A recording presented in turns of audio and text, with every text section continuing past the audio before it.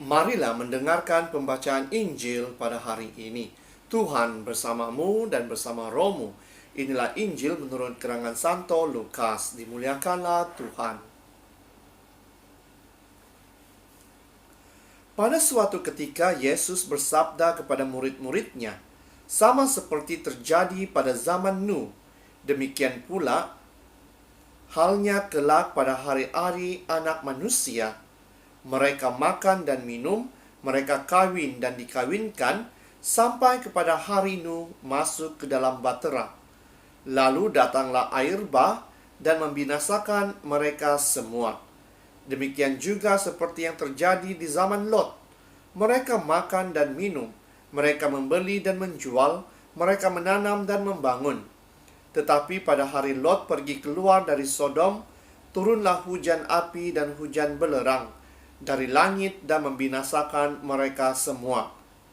Demikianlah halnya kelak pada hari di mana Anak Manusia menyatakan dirinya. Barang siapa pada hari itu sedang di peranginan di atas rumah dan barang-barangnya ada di dalam rumah, janganlah ia turun untuk mengambilnya. Dan demikian juga orang yang sedang di ladang, janganlah ia kembali. Ingatlah akan istri Lot. Barang siapa berusaha memelihara nyawanya, ia akan kehilangan nyawanya. Dan barang siapa kehilangan nyawanya, ia akan menyelamatkannya.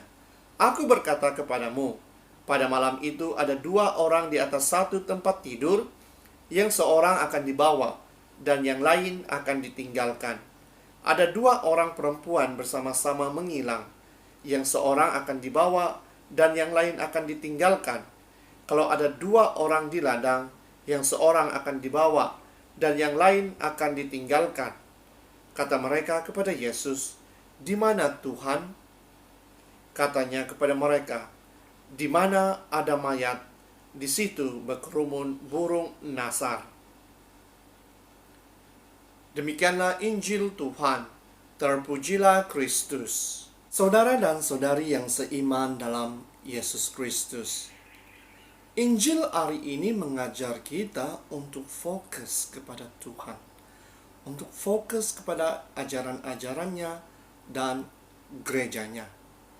Karena jika kita fokus akan apa yang duniawi berikan kepada kita, kita akan lupa akan Tuhan. Contoh yang diberikan di dalam Injil pada hari ini, di mana istri Lot telah menjadi seperti pasir apabila menoleh ke belakang ketika mereka pergi meninggalkan Sodom.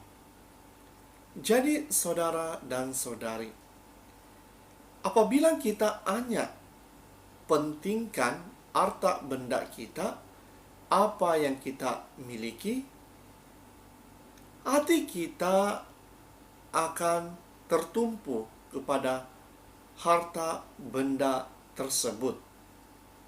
Itulah makanya kita diajak untuk sentiasa taat setia kepada firman Tuhan, kepada ajaran-ajarannya, agar hati kita tidak akan terbelah bagi. Agar apa yang kita miliki itu tidak akan menghalang kita untuk menjadi saksi-saksi kepada Tuhan. Saudara dan saudari yang seiman dalam Yesus Kristus, jika kita renungkan diri kita, kehidupan kita, apakah penyebab utama yang menghalang kita untuk bersaksi demi Yesus?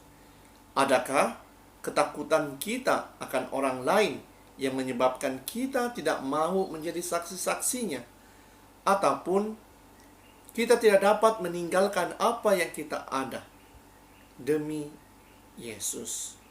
Kita harus tanya di dalam diri kita, agar apabila kita menemukan jawaban, kita percaya bahwa Tuhan Yesus itu tidak pernah meninggalkan kita. Malahan Dia sentiasa memanggil kita untuk memuji dan memuliakan namanya dan bersaksi baginya. Pada hari ini juga Kita diajak untuk saling kasih mengasihi di antara satu sama yang lain. Mampukah kita, dapatkah kita mengasihi? Karena ajaran Tuhan yang paling utama adalah kasih mengasihi. Jadi saudara dan saudari, masih belum terlambat bagi kita untuk bersaksi demi Yesus, untuk mengasihi di antara satu sama yang lain.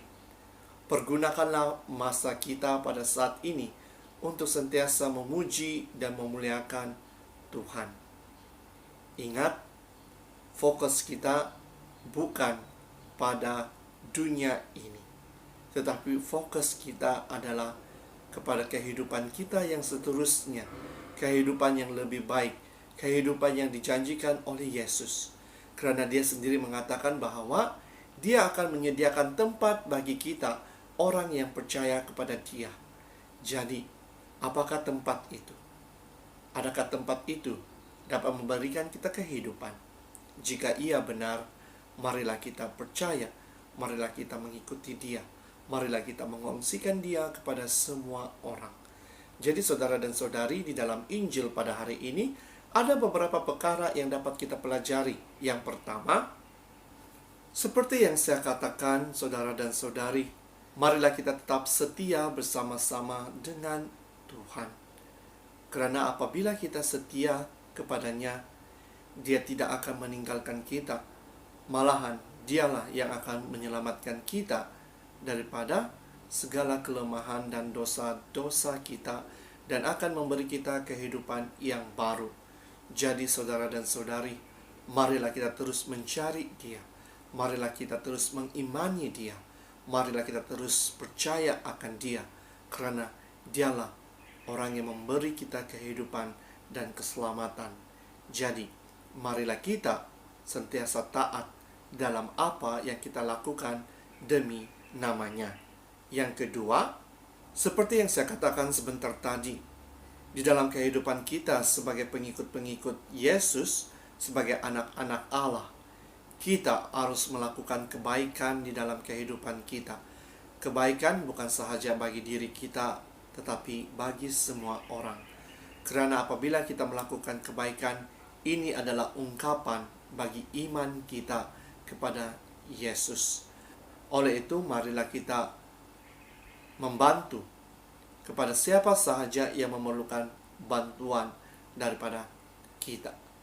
Ingat, jangan sesekali mengatakan bahwa kita tidak mempunyai apa-apa untuk diberikan kepada orang lain, tetapi berusahalah untuk membantu.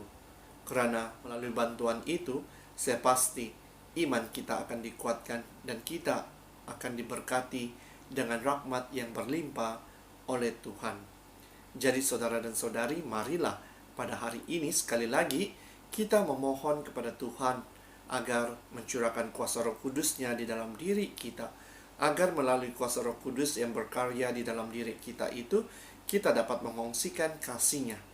Dan bukan sahaja mengongsikan kasih-Nya, tetapi kita juga mengajar bahwa Tuhan sentiasa mengasihi kita semua.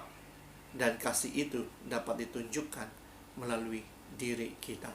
Dalam nama Bapa, Putra, dan Roh Kudus.